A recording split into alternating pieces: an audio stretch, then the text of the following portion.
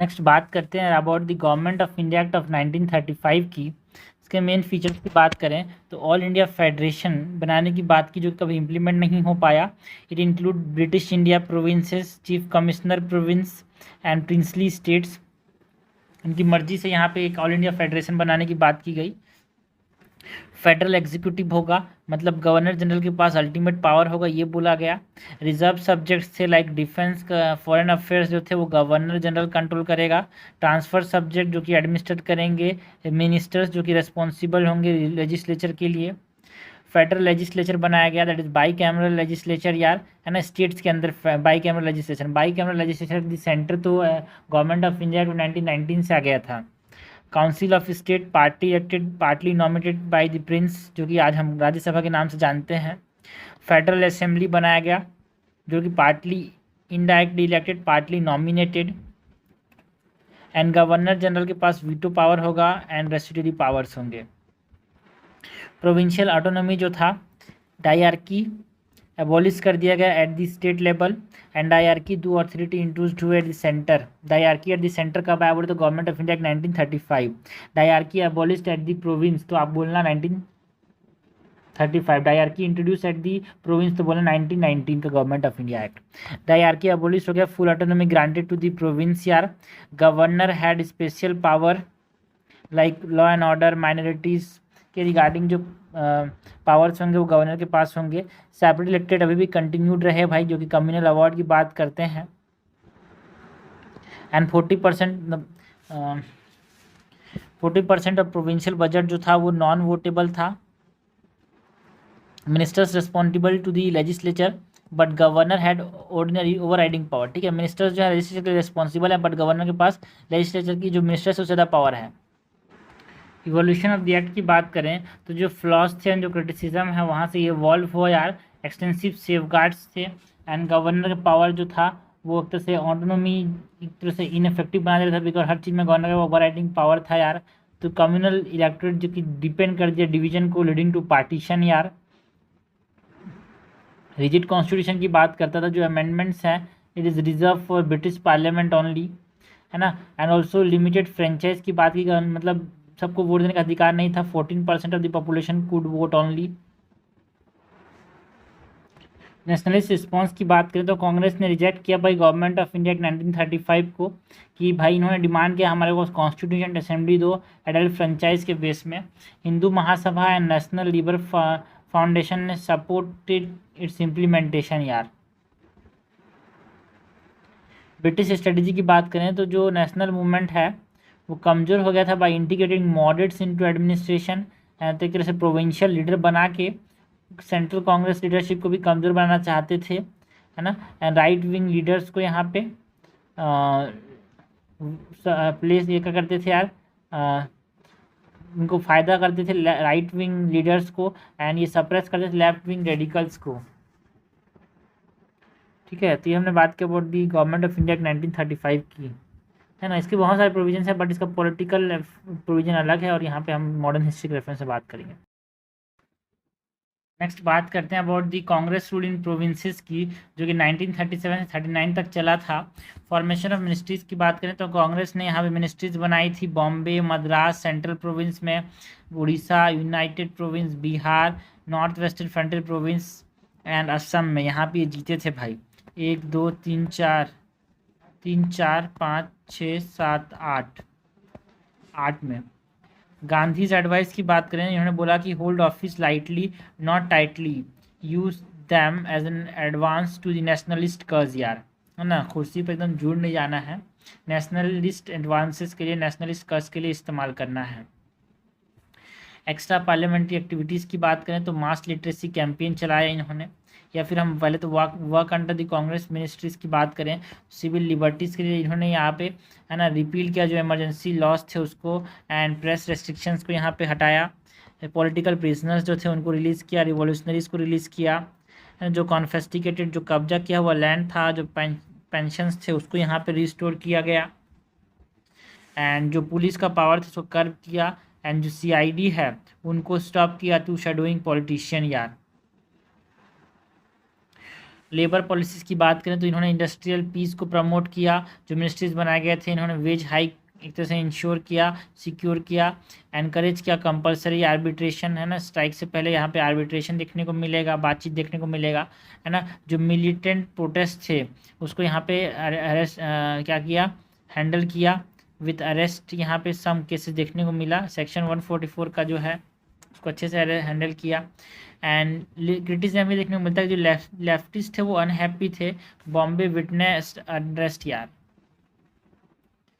And यहाँ पे extra parliamentary activities में जो मास लिटरेसी कैंपेन इन्होंने चलाया, है ना, कांग्रेस जो पुलिस स्टेशन है एंड पंचायत देखने को मिले, ग्रीवांस कमेटी टू एड्रेस और टू प्रिवेंट मास पिटिशन यार ये बनाया गया, support to Prajamandal movement in princely states, जो प्रिंसली स्टेट्स थे वहाँ पे प्रजामंडल मूवमेंट को यहाँ पे सपोर्ट किया गया। और क्या है,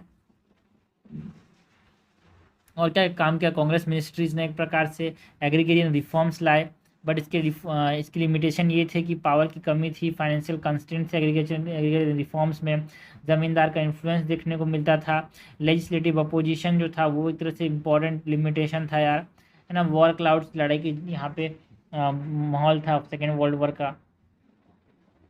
एंड जो मेजर्स लिए गए यहाँ पे एग्रीकल्चर रिफॉर्म्स में, लाइक डेट रिलीफ जो कर्ज था उसको छोड़ दिया गया, रेंट रिडक्शन, रेंट को कम किया गया, लैंड टेन्योर रिफॉर्म्स लाए गए, फॉरेस्ट ग्रेजिंग फी जो था वो पहले था लगता था उसको एबोलिश कर दिया गया, मोस्टली बेनिफिट्स मोस्टली कहाँ से मिले, जो स्टेट्यूटरी टीनेंट्स थे उनको, सब टीनेंट्स को, है ना।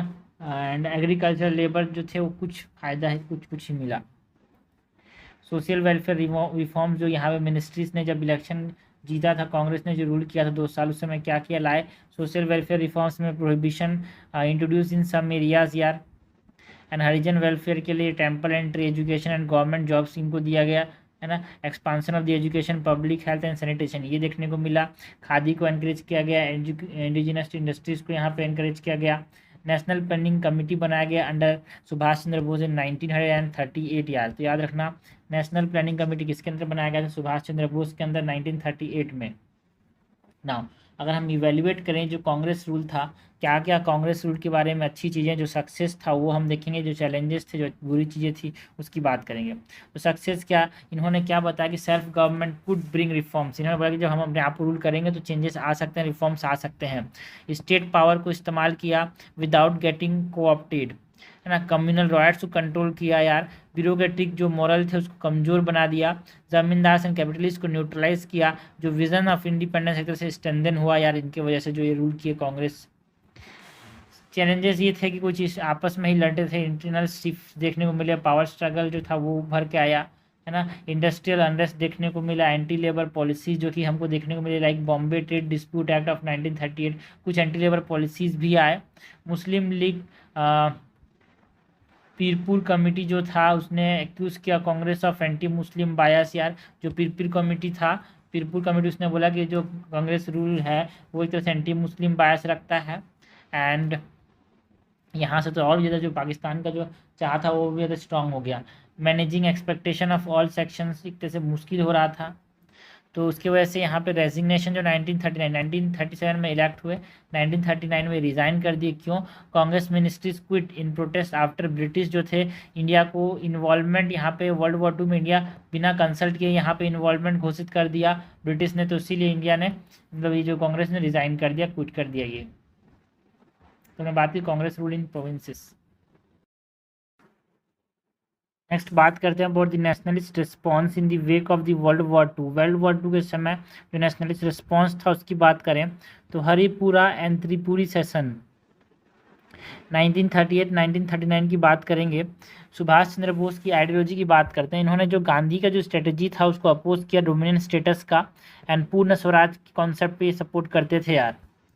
And active in youth and trade union movement and oppose Gandhi Irwin pact and suspension of civil disobedience movement था, उसको रोकना नहीं चाहिए था, उसको यहाँ पे इन्होंने अपोज किया ना। त्रिपुरी सेशन जो कि कब हुआ था, पहले हरिपुरा सेशन हुआ था 1938 में, ठीक है। 8 की बात करें तो ये 4 और ये 4 8 है, इसीलिए 1938 में क्या हुआ था, हरिपुरा सेशन पहले था। क्रोनोलॉजिकल ऑर्डर में अरेंज करने के लिए आता है, इसलिए याद रखना। हरिपुरा पहले हुआ था, त्रिपुरी 1 2 3 4, इधर 4 इधर, या 8 8 आता है, 1938 में हुआ था। Bose unanimously elected Congress president, ठीक है। हरिपुरा सेशन में कौन थे प्रेसिडेंट भाई, बोस। हरिपुरा सेशन में जो प्रेसिडेंट थे वो थे Subhash Chandra Bose. And he advocated economic planning की बात की, एक नेशनल प्लानिंग कमेटी बनाई यार। Supported people education in princely states, जो प्रिंसली स्टेट में लोग जो एजुटेट कर रहे थे उसको यहाँ पे इन्होंने सपोर्ट किया। ना त्रिपुरी सेशन की बात करें जो कि 1939 में हुआ था। Bose is re elected as a Congress president against जो गांधी का जो गांधी के जो उम्मीदवार थे वो पट्टभी सीतारामैया थे, है ना। तो पट्टभी सीतारामैया से जीत गए कौन, Bose. Congress leader resign from the working committee creating internal crisis यार। सो बोस ने प्रपोज किया एक 6 month ultimatum to the British for independence. फ्यू, है ना, अगर आप नहीं करते अल्टीमेटम, आप इंडिपेंडेंस नहीं देते तो मास मूवमेंट स्टार्ट होगा, ये बोला भाई त्रिपुरी सेशन में। त्रिपुरी सेशन में गांधी जी का जो उम्मीदवार था पट्टभी सीतारामैया, एंड गांधी इलेक्टेड कौन हुए, हरिपुरा में भी बोस थे और त्रिपुरी में भी बोस। गांधी अपोज, ठीक है, जो ये अल्टीमेटम दिया था Gandhi oppose, citing lack of preparation and communal discord यार। सो गोविंद वल्लभ पंत रिजोल्यूशन जो था, it reaffirm faith in Gandhi's leadership, ठीक है, गांधी की बात को मानना है, ये इन्होंने बोला। आफ्टर मार्च की बात करें तो 1939 में देखो भाई, 1939 के मार्च में त्रिपुरी सेशन में इलेक्ट हुए थे। उसके बाद अप्रैल में यहाँ पे बोस ने रिजाइन कर दिया, राजेंद्र प्रसाद जो थे वो प्रेसिडेंट बने। एंड बोस ने क्या बनाया, फॉरवर्ड ब्लॉक बनाया मई 1939 में within the Congress. And expelled from the Congress अगस्त 1939 में इनको बाहर निकाल दिया गया कांग्रेस से बोस को फॉर डिफाइनिंग पार्टी रेजोल्यूशन। अगर आप पार्टी रेजोल्यूशन को बात नहीं मान रहे हो इसीलिए बोस को क्या किया गया, बाहर निकाल दिया गया। तो हु क्रिएटेड फॉरवर्ड ब्लॉक, तो आपको बोलना है Subhash Chandra Bose. Now second world war and nationalist response की बात करें तो बैकग्राउंड ये था कि देखो भाई 1 सितंबर 1939 में जर्मनी ने अटैक कर दिया पोलैंड को, है ना। एंड 3 सितंबर को ब्रिटेन ने डिक्लेयर किया war on Germany. So British government है ना unilaterally declare India support without consulting Indians, है ना, हमारी मर्जी से पूछे बिना हमारे को एक तरह से सपोर्ट इंडियन सपोर्ट कर दिया, वैसे बोल दिया कि भाई इंडिया सपोर्ट कर रहा है। कांग्रेस का रिस्पॉन्स ये था कि उन्होंने अपोज किया जो यूनिलेटरल ब्रिटिश का जो डिसीजन था, है ना, ऑफर्ड किया कंडीशन, हम आपको तभी सपोर्ट करेंगे अगर आप लड़ाई के बाद कॉन्स्टिट्यूंट असेंबली बनाओगे, है ना, इंडिया के फ्यूचर को डिसाइड करने के लिए, और इमीडिएटली रेस्पॉन्सिबल इंडियन गवर्नमेंट अभी हमको दोगे सेंटर में, तभी हम मानेंगे, तभी हम आपके लिए लड़ेंगे वर्ल्ड वॉर 2 में। बट वाइसरॉय लिंथो ने रिजेक्ट किया इस ऑफर को। तो इसके रिस्पॉन्स में ब्रिटिश का रिस्पॉन्स एंड ब्रिटिश रेजिग्नेशन हमने देखा भाई। लिंथो का जो स्टेटमेंट आया 1939 की, मैं आपकी बात को नहीं मानूंगा, तो कोई clear no clear war aim, vague promise of the future consultation ये दिया, used Muslim League and princely state to weaken Congress. Congress ministries हमने देखा भाई 1939 में रिजाइन कर दिया, एक तरह से conflict, open conflict with British rule को बताता है। जो वर्धा कांग्रेस वर्किंग कमेटी की मीटिंग थी 1939 में, यहाँ पे गांधी ने जो अनकंडीशनल सपोर्ट है उसको फेवर किया टू ब्रिटिश फाइट फेसिज्म को जो ब्रिटिश फाइट करते थे इनको किसने सपोर्ट किया, गांधी ने। नहीं भाई ठीक है, अभी भी सपोर्ट करेंगे इनको। सुभाष चंद्र बोस एंड जो सोशलिस्ट है उन्होंने अपोज किया, both side wanted civil disobedience यार, ठीक है, आपको सपोर्ट नहीं करेंगे, आपको बात, अभी भी हमारे पास समय है, अभी हम इनको सिविल डिसोबीडियंस अभी इनकी बात को नहीं मानेंगे तो भी अभी हम लोग आज़ाद हो सकते हैं। And Nehru acknowledge faces threat but refuse Indian participation under the British rule यार। नेहरू ने बोला ठीक है फैसिस्ट एक फासिज्म का एक दिक्कत है, बट हम आपके ब्रिटिश रूल के अंदर यहाँ पे लड़ाई नहीं लड़ेंगे। रेजोल्यूशन एक पास हुआ जिसमें कंडेम किया गया फासिस्ट एग्रेशन को and demanded democracy and freedom of India. जो कांग्रेस का डिबेट था ऑन इमीडिएट स्ट्रगल, तो गांधी जी ने यहाँ पे मास स्ट्रगल को यहाँ पे अपोज किया कि अभी हम मास स्ट्रगल नहीं करेंगे, कम्युनल इश्यूज बढ़ सकते हैं, अनप्रिपेयर्डनेस है ना, मॉरल सपोर्ट देंगे हम अलाइज को जिसमें ब्रिटेन है और पोलैंड है। सुभाष बोस ने यहाँ पे डायरेक्ट एक्शन को फेवर किया है ना, टू एक्सप्लॉइट ब्रिटिश वीकनेस। अभी सही समय है, ब्रिटिश कमजोर है, अभी लड़के हम जीत सकते हैं। रामगढ़ सेशन जो मार्च 1940 में हुआ था, it declare complete independence as non negotiable. ठीक है, हमारे पास जो कंप्लीट इंडिपेंडेंस है वो नेगोशिएबल नहीं, हम किसी भी हद में कंप्लीट इंडिपेंडेंस से बात मानेंगे ही नहीं। ऐसा कब बोला गया? रामगढ़ सेशन 1940 में। 1938 में कहाँ पे हुआ? हरिपुरा सेशन। फिर त्रिपुरी सेशन जो था वो कहाँ पे हुआ? 1939 में।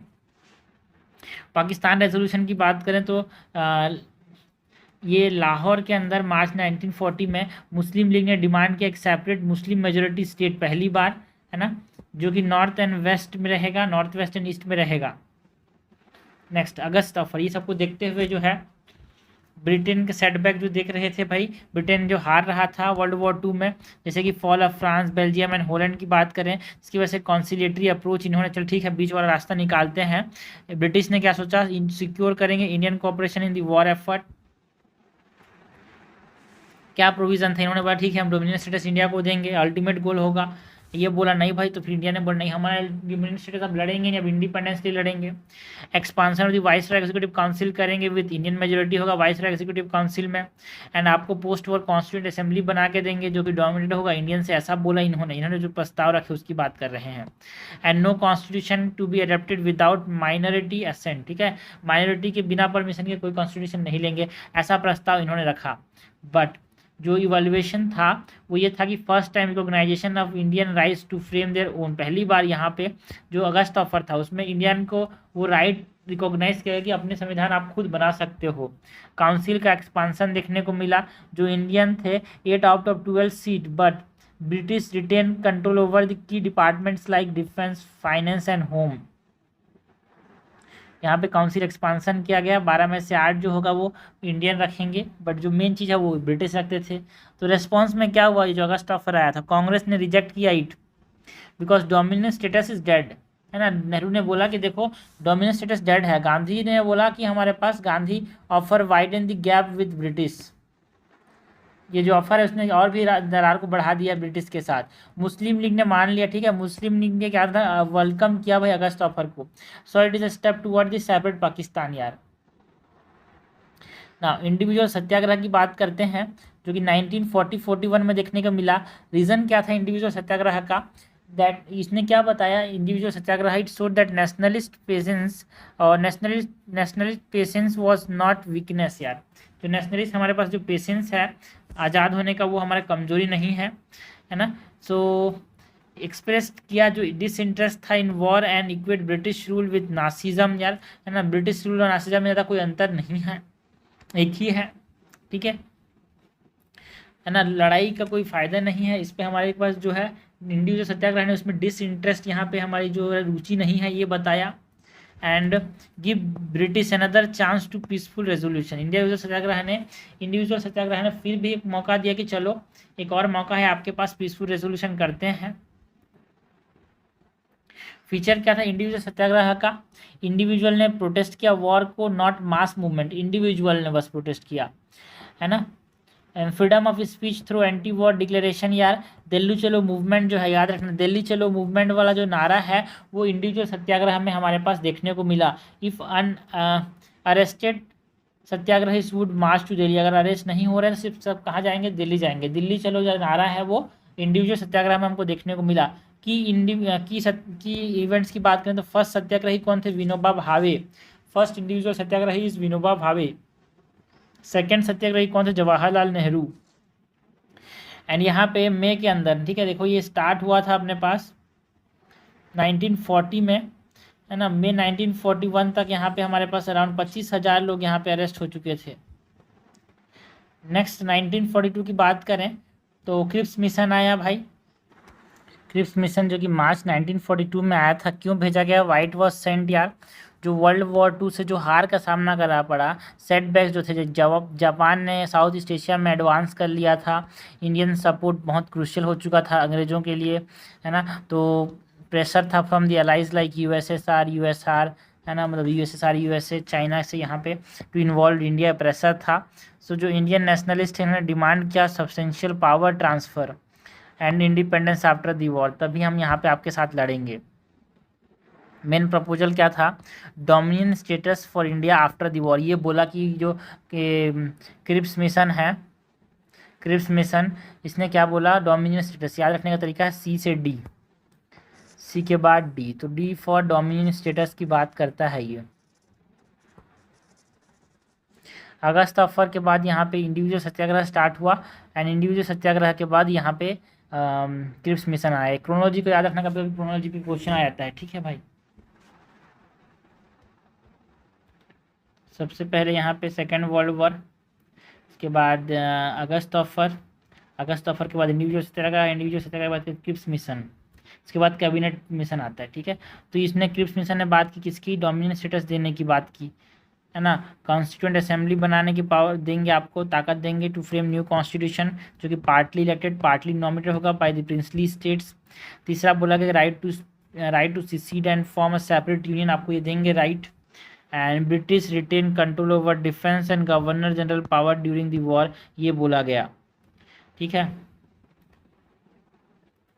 वाइट फील्ड यार, ये जो क्रिप्स मिशन है, new elements in the offer, जो ये जो ऑफर आया था क्रिप्स मिशन, उसमें क्या बोला गया, sole Indian control over constitution यार, है ना। मेकिंग लाइक कॉन्स्टिट्यूशन मेकिंग में पूरा का पूरा यहाँ पे किसका कंट्रोल होगा, इंडियन का। अगस्त ऑफर में ऐसा नहीं था। अगस्त ऑफर में क्या बोला गया था कि जो अगस्त ऑफर है यहाँ पे जो कॉन्स्टिट्यूंट असेंबली बनेगा to be set up post war, it is dominated by India, ऐसा बोला गया था कि इंडियन ज़्यादा होंगे, ठीक है। डोमिनेटेड बाई इंडिया बोला गया था अगस्त ऑफर में। बट जो क्रिप्स मिशन में क्या बोला गया, पूरा का पूरा जो कॉन्स्टिट्यूंट असेंबली है, तो सिर्फ कौन बनाएंगे भाई, इंडियन असेंबली, इसमें कॉन्स्टिट्यूशन मेकिंग पूरा पूरा इंडियंस ही करेंगे। Option for princely state to secede यार, वो है ना, it let the basis for the partition, means princely state बाहर जा सकते हैं। And freedom to exit the commonwealth, ठीक है, इंडिया को क्या दिया, कॉमनवेल्थ से बाहर निकलने का फ्रीडम दिया। तो ये सब जो प्रपोजल थे, उसके बाद भी क्यों फेल हो गया ये जो क्रिप्स मिशन था।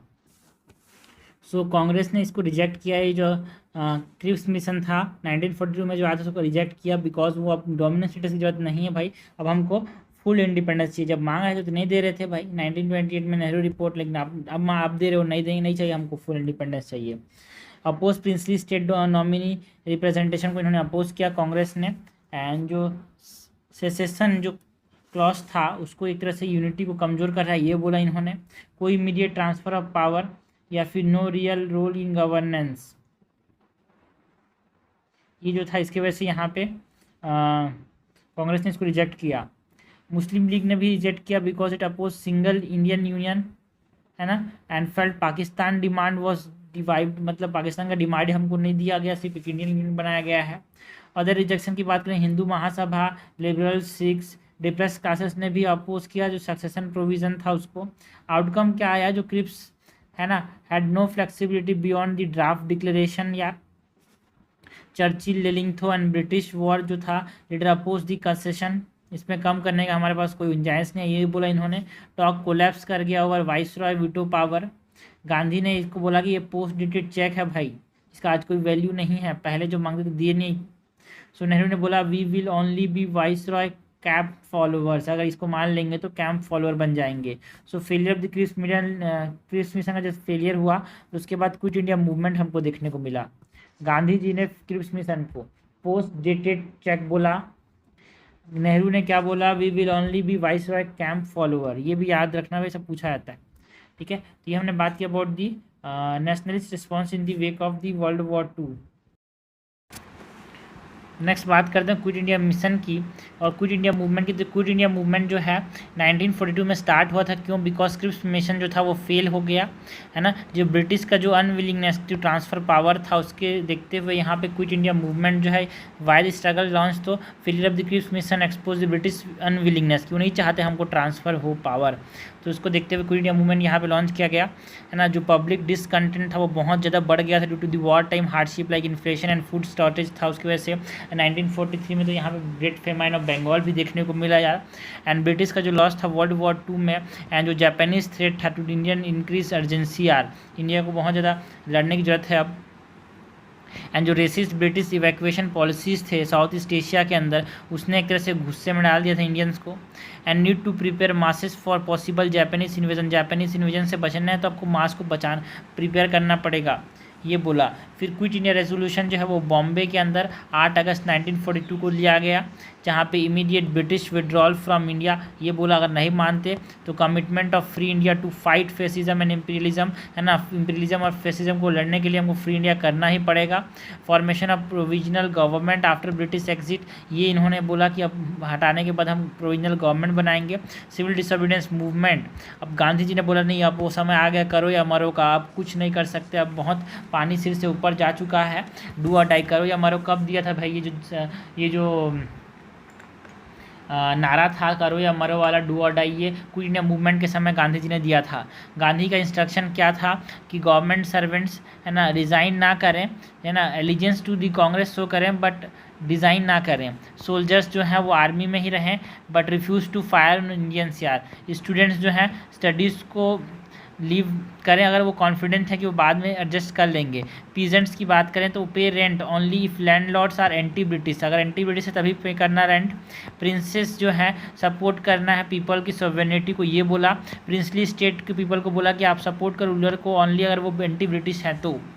अंडरग्राउंड एक्टिविटीज़ हमको क्विट इंडिया मूवमेंट के समय देखने को मिले, लाइक यहाँ पे हम लीडर्स की बात करते हैं, राम मनोहर लोहिया की, जेपी नारायण की, ये वही जयप्रकाश नारायण हैं जिन्होंने इंदिरा गांधी को यहाँ पे 1976 पे इमरजेंसी लाने में मजबूर कर दिया था। अरुणा असफ अली, उषा मेहता, बिजू पटनायक, ये अंडरग्राउंड एक्टिविटीज़ पे इन्होंने यहाँ पे सिगरेट रेडियोज़ जो थे वो उषा मेहता के द्वारा बनाया गया यार, ये इंपॉर्टेंट है। बॉम्बे बॉम्ब्स एंड आर्म्स जो थे वो डिस्ट्रीब्यूशन एंड प्रोपेगेंडास कवर्ड किए गए, कोवर्ट प्रोपेगेंडा, अंडरग्राउंड प्रोपेगेंडास यहाँ पे चलाए गए during the quit India movement.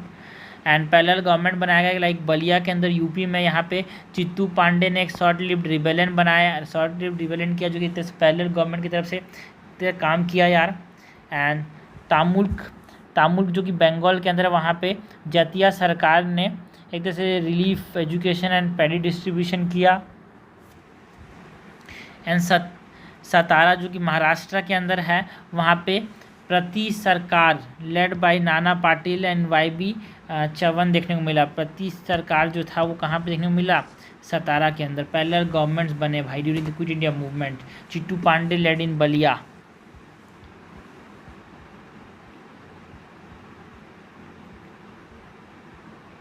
Spread of the movement की बात करें तो क्विट इंडिया मूवमेंट जो है अगस्त 9, 1941 में स्टार्ट हुआ था। कांग्रेस लीडर्स को अरेस्ट कर लिया गया जिस दिन स्टार्ट हुआ। गांधी, नेहरू, पटेल, इंपॉर्टेंट लीडर्स को अरेस्ट कर लिया गया। पब्लिक प्रोटेस्ट की बात करें तो उन्होंने strikes, destruction of the railway tracks, telegraph को, ब्रिजेस को तोड़ दिए। अरुणा असफ अली प्रिसाइड किया over the Congress session after the leaders, जो बड़े लीडर्स थे वो जब अरेस्ट हो गए तो अरुणा असफ अली ने उसको क्या किया, प्रिसाइड किया। उषा मेहता ने अंडरग्राउंड रेडियो, याद रखना अंडरग्राउंड रेडियो किसने बनाया, अंडरग्राउंड रेडियो जो था उषा मेहता ने बनाया भाई, not Aruna Asaf Ali,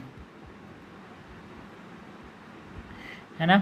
and workers strike किए like Ahmedabad, Bombay, Poona, Jamshedpur. Extent of participation की बात करें तो स्टूडेंट्स ने भी पार्टिसिपेट किया, like strikes, protest, underground activities देखने को मिले। वुमेन का बहुत इंपॉर्टेंट रोल था क्विट इंडिया मूवमेंट में, लाइक अरुणा असफ अली की बात करते हैं जिन्होंने कांग्रेस सेशन में प्रिसाइड किया, है ना। सचिता कृपलानी, उषा मेहता ने अंडरग्राउंड रेडियो बनाया। वर्कर्स ने स्ट्राइक्स किया इन मेजर इंडस्ट्रियल सेंटर्स यार। पीजेंट्स की बात करें तो अटैक किया ब्रिटिश सिंबल्स को, है ना। नो एंटी ज़मींदार वायलेंस, है ना, एंटी ज़मींदार वायलेंस देखने को मिला। एंटी ज़मींदार वायलेंस नहीं होगा, ब्रिटिश सिंबल्स को अटैक किया।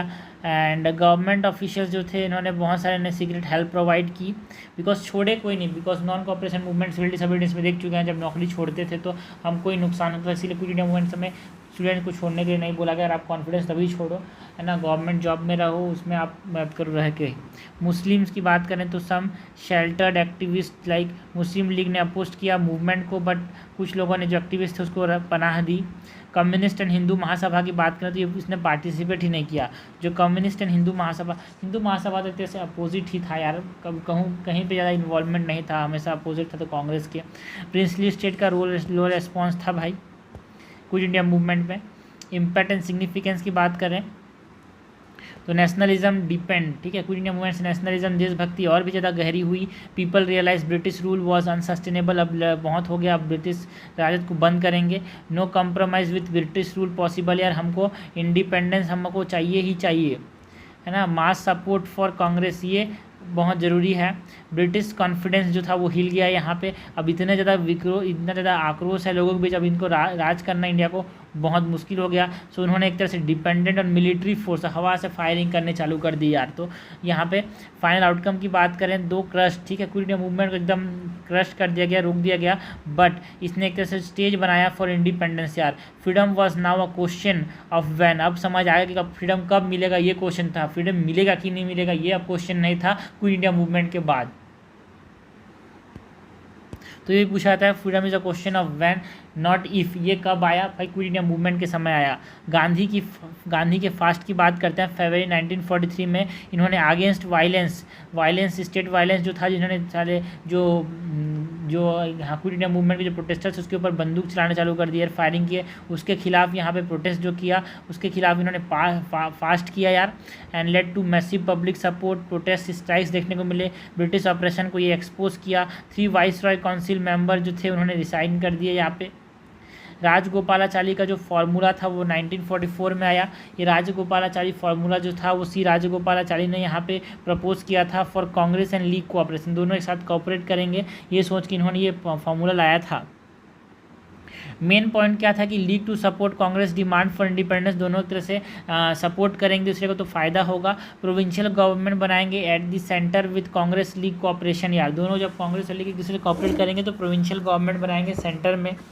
प्लेबिसाइड करेंगे मुस्लिम मेजोरिटी एरियाज़ में like north west and north east India में कि वो पाकिस्तान में जाना चाहते हैं कि नहीं। Common agreement on defence commerce and communication ये बनाएंगे, है ना। ऑपरेटिव तभी करें, है ना, ऑपरेटिव ये जो है operative only if British fully transferred power to India, है ना। हमारे पास ये जो होगा सी राजगोपालाचारी फार्मूला जो है वो तभी देखने को मिलेगा जब पूरा पावर ट्रांसफ़र इंडिया के पास हो जाएगा।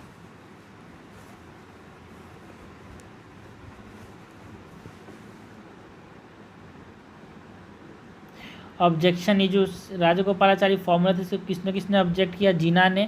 Demanded Congress acceptance of the 2 nation, ठीक है भाई, कांग्रेस को बोलना कि भाई हम लोग 2 नेशन थ्योरी को एक्सेप्ट करेंगे, हम ये सी राजगोपालाचारी फॉर्मूला 1944 में जो आया था, ठीक है। कैबिनेट मिशन प्लान के बाद जो इंपॉर्टेंट चीज़ थी वो क्या थी, क्विट इंडिया कैबिनेट बोलता हूँ, क्रिप्स मिशन के बाद क्विट इंडिया मूवमेंट के बाद C Rajagopalachari formula. And Jinnah wanted only Muslims to vote in plebiscite, सिर्फ और सिर्फ प्लेबिसाइड में मुस्लिम्स ही वोट करेंगे, ये चाहते थे। जो प्लेबिसाइड यहाँ पे करोगे आप मुस्लिम मेजोरिटी एरिया में, तो हिंदू लीडर्स लाइक जो सावरकर थे, वीर सावरकर, उन्होंने पाकिस्तान के जो आइडिया था उसको अपोज किया। वीर सावरकर ने यहाँ पे पाकिस्तान के जो आइडिया है उसको अपोज किया यार। यहाँ पे हम देसाई लियाकत पैक्ट की बात करते हैं जो कि कब आया, सी राजगोपालाचारी फॉर्मूला के बाद यहाँ पे लियाकत देसाई लियाकत पैक्ट देखने को मिला, जो कि बालू भाई देसाई जो कि कांग्रेस के थे, लियाकत अली खान जो कि मुस्लिम लीग थे, इन्होंने यहाँ पे मिलकर प्रपोज किया। कि प्रपोजल क्या था कि एक इंटरिम गवर्नमेंट बनाएंगे सेंटर के अंदर, इक्वल रिप्रेजेंटेशन देंगे कांग्रेस एंड लीग दोनों को in the executive council. 20% seats जो होगा वो माइनॉरिटीज़ के लिए यहाँ पे रिजर्व्ड होगा। आउटकम क्या था, कोई फाइनल एग्रीमेंट नहीं आया, but it establishes the idea of parity between Congress and League की। अब समझ आ गया कि अब दोनों एक दूसरे के साथ बात करने के लिए तैयार ही नहीं है, अब कुछ और करना पड़ेगा। क्रोनोलॉजी को समझना बहुत ज़रूरी है भाई। मैं जो बता रहा हूँ वर्ल्ड वॉर 2 का बिगिनिंग, वर्ल्ड वॉर 2 के बिगिनिंग के बाद यहाँ पे अगस्त ऑफर,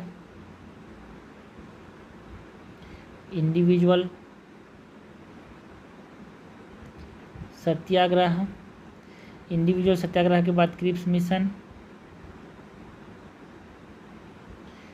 मिशन के बाद यहाँ पे क्विट इंडिया मूवमेंट के बाद यहाँ पे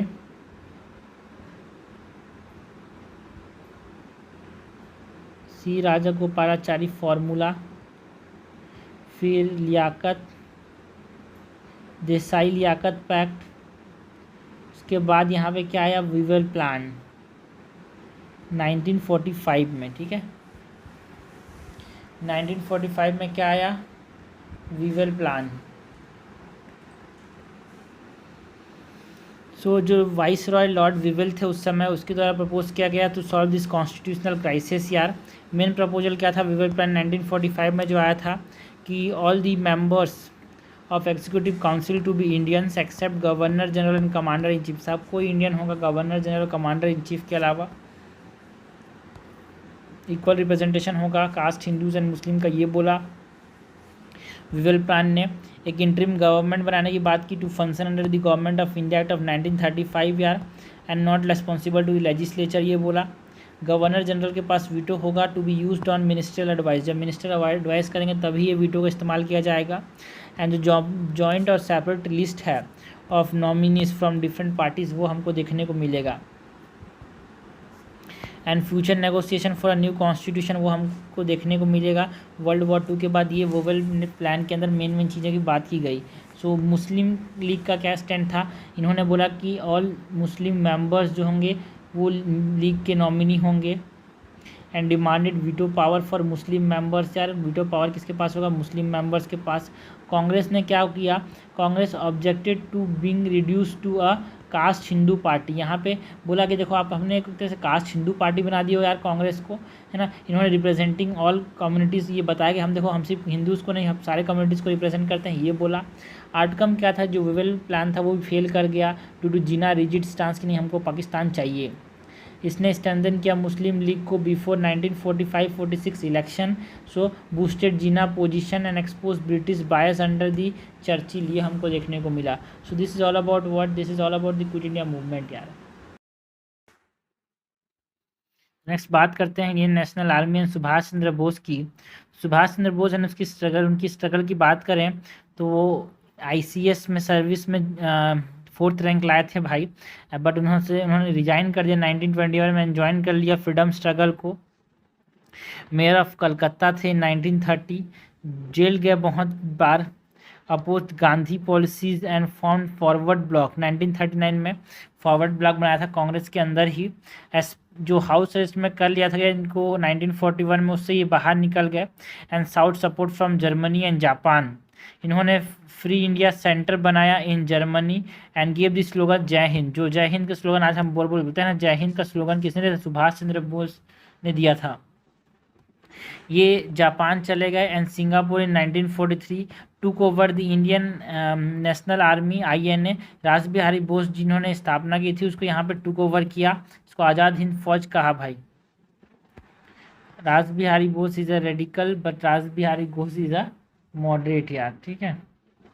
formation and first phase of INA की बात करें, जो इंडियन नेशनल आर्मी है, the concept is initiated by Mohan Singh जो कि इंडियन आर्मी ऑफिसर थे। 1942 में इन्होंने ये कॉन्सेप्ट लाया। फॉर्म द इंडियन जो प्रिजनर्स ऑफ वॉर हैं जो कि कैप्चर कर लिए गए थे Japan, and the fall of Singapore, इनको यहाँ पे 40,000 सोल्जर्स अराउंड यहाँ पे वॉलंटियर किए बाय द एंड ऑफ 1942 यार, है ना। And disbanded after differences with Japanese authorities के साथ इसके बाद जो डिफरेंसेस उसके बाद डिसबैंड कर दिया गया था इनको।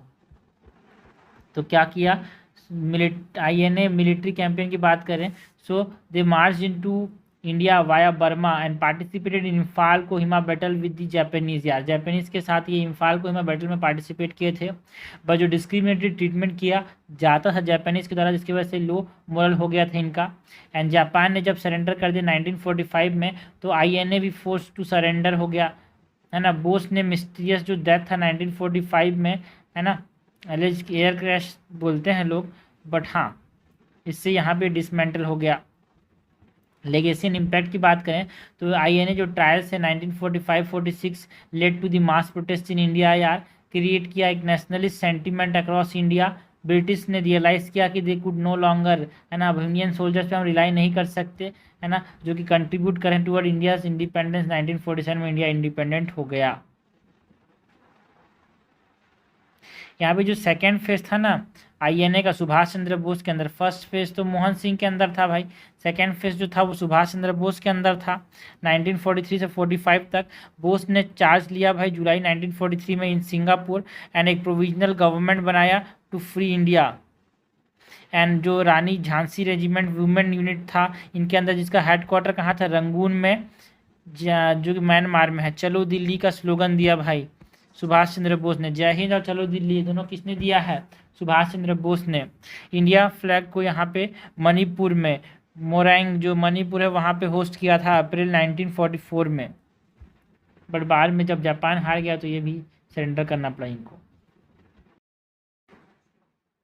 नेक्स्ट बात करते हैं अबाउट द कांग्रेस की election campaign and the INA trials की 1945-46 में।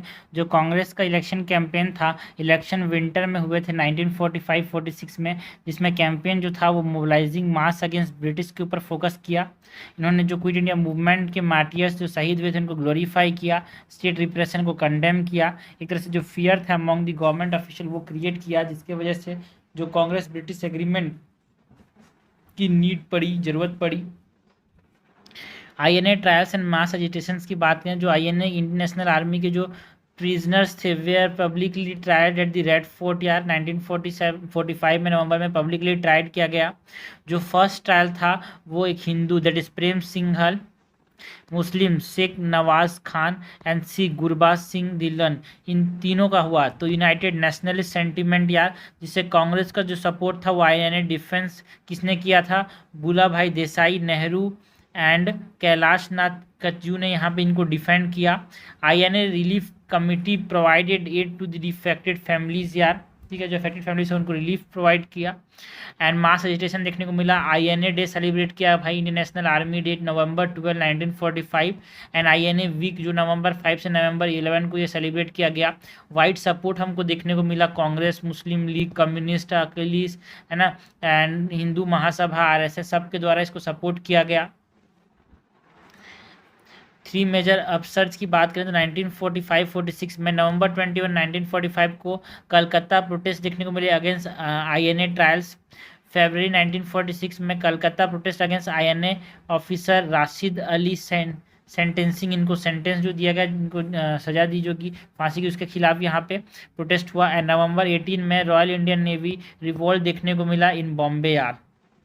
ये जो रॉयल इंडियन नेवी रिवोल्ट है, जिसको RIN रिवोल्ट बोलते हैं, यहाँ पे अराउंड 1100 रेटिंग के जो नेवल सोल्जर्स थे, है ना, HMIS तलवार के, वो स्ट्राइक्स पे चले गए।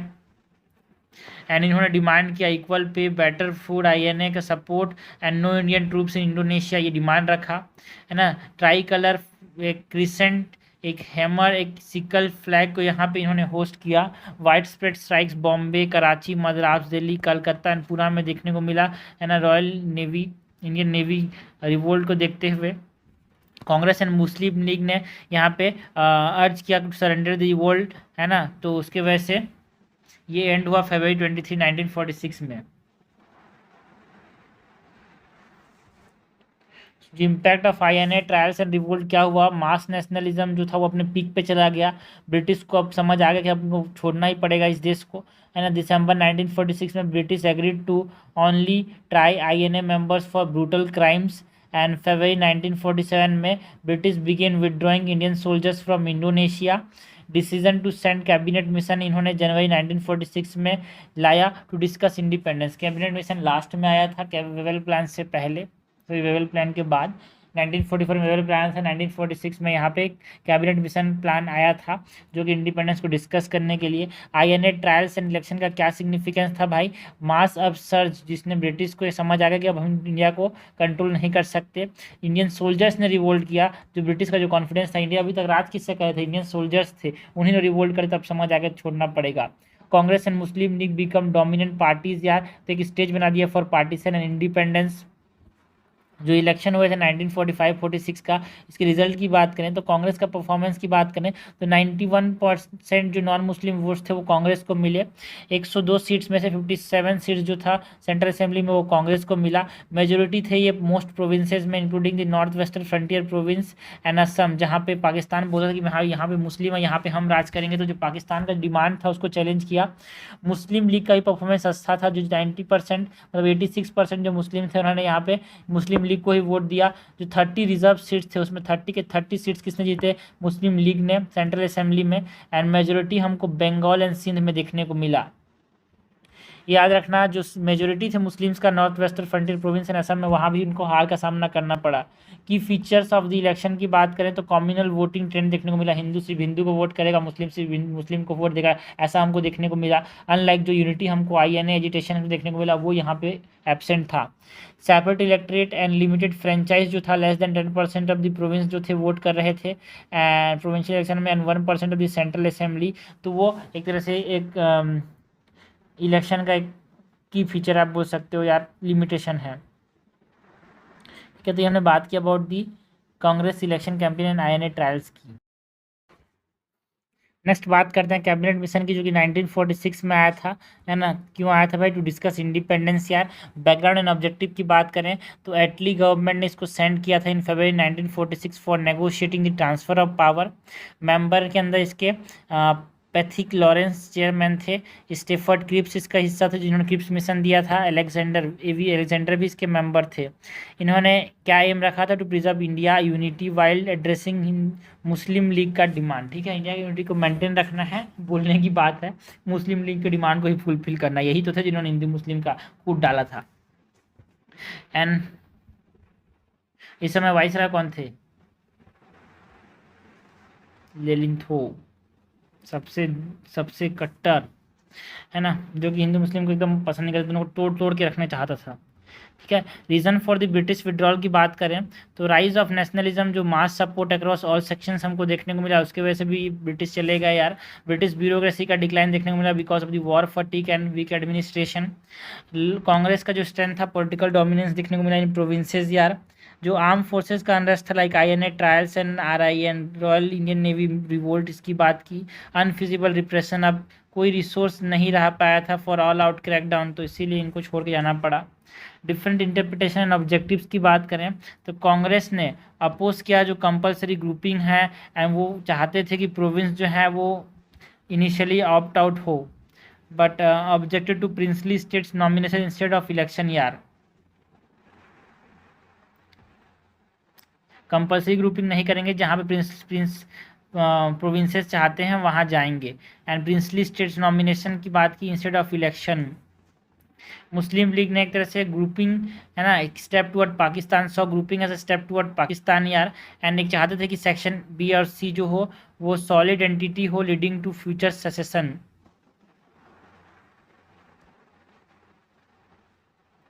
कैबिनेट मिशन प्लान के जो की प्रपोजल्स थे वो क्या थे?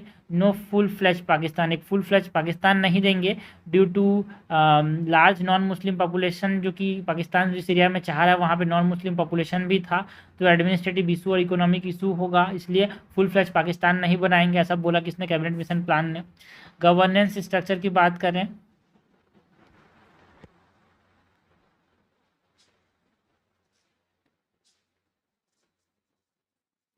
तो जो यूनियन गवर्नमेंट है वो defence, foreign affairs and communication union government के हाथ में रहेगा, बाकी प्रोविंशियल ऑटोनॉमी होगा फुल। 3 ग्रुप्स ऑफ प्रोविंस बनाए गए भाई, group A, group B and group C। Group A के अंदर हिंदू मेजोरिटी प्रोविंसेस थे like Madras, Bombay, UP and Bihar. Group B में मुस्लिम मेजोरिटी प्रोविंसेस थे like Punjab, north western frontier province and Sindh. Group C में Muslim majority province थे बंगाल एंड असम। और ये B और C जो है वो पाकिस्तान की तरफ जा रहा था। कॉन्स्टिट्यूंट असेंबली जो है 389 मेंबर्स थे उस समय, इन्होंने इलेक्ट किया गया थ्रू प्रोपोर्शनल रिप्रेजेंटेशन यार। जो प्रिंसली स्टेट के पास वो फ्री थे टू ज्वाइन आइदर इंडिया और Pakistan, and province can out, है ना, प्रोविंसेस जो हैं वो बाहर आ सकते हैं ग्रुप से after the first election and reconsider group membership after 10 years. जो इंटरिम गवर्नमेंट था, है ना, ये बनेगा before the full transfer of power, एक इंटरिम गवर्नमेंट बनेगा, ये बोला गया कैबिनेट मिशन के अंदर। शुरुआत में कैबिनेट मिशन के अंदर इंडिया पाकिस्तान बनेगा बोल के ऐसा नहीं था भाई। एक्सेप्टेंस एंड रिजेक्शन की बात करें तो मुस्लिम लीग ने यहाँ पे एक्सेप्ट किया भाई प्लान को, कांग्रेस एक्सेप्टेड, बट नेहरू ने डिक्लेयर किया कि जो कॉन्स्टिट्यूंट असेंबली होगा वो सोवियन एंड कुड मॉडिफाई रूल्स, है ना। जुलाई 29, 1946 में मुस्लिम लीग ने विड्रॉ कर दिया एक्सेप्टेंस, है ना, क्योंकि कांग्रेस ने क्या बोला, देखो भाई यही दिक्कत था, इस कांग्रेस ने सब चीज़ सही चला था, मुस्लिम सब चीज़ मान रहे थे, बट कांग्रेस जो था वो फिर वही दिक्कत, जून 6 में सब मान लिया था, बट जून 24 में क्या बोला कांग्रेस ने, कॉन्स्टिट्यूंट असेंबली जो होगा वो सोवरिन होगा, वो मॉडिफाई कर सकता है रूल, ऐसा बोला। ठीक है, अभी हम लोग ये बीसी बना दिए, बाद में फिर से तोड़ के कर देंगे तो दिक्कत हो जाएगा बोल के। उसके बाद जुलाई में यहाँ पे मुस्लिम लीग ने, ठीक है हम अपने एक्सेप्ट नहीं करते इस कैबिनेट मिशन प्लान को, हम लड़ेंगे अब पाकिस्तान के लिए, डायरेक्ट एक्शन दे, अब लड़ेंगे, कटेंगे, मारेंगे, ऐसा इन्होंने डायरेक्ट एक्शन, जो कि एक बहुत ख़राब चीज़ थी यार जो कि हुई इंडिया में, है ना। अगस्त 1946 को सिग्निफिकेंस क्या था कैबिनेट मिशन का, it mark the last attempt for United India. इसके बाद अब इंडिया यूनाइट नहीं हो पाया, ठीक है। कम्युनल टेंशन बहुत ज़्यादा एस्केलेट कर गए, leading to the partition in 1947।